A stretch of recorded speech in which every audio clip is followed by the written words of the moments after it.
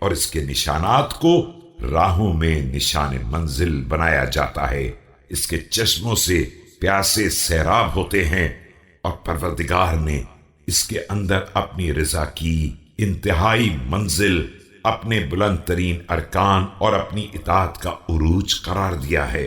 فهو عند الله وثيق الأركان رفيع البنيان منير البرهان مضيء النيران عزيز السلطان مشرف المنار معوز المثار فشرفوه واتبعوه وأدوا إليه حقه وضعوه مواضعه۔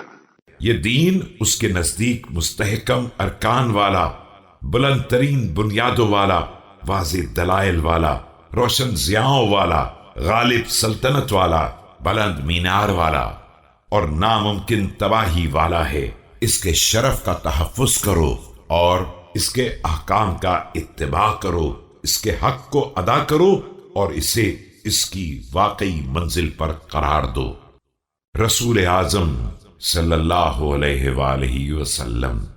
ثم إن الله سبحانه بعث محمدا صلى الله عليه وآله بالحق حين دنا من الدنيا الانقطاع وأقبل من الآخرة الاطلاع وأظلمت بهجتها بعد إشراق۔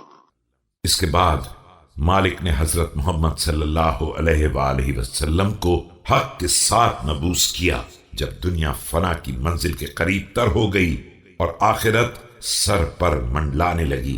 دنیا کا اجالا اندھیروں میں تبدیل ہونے لگا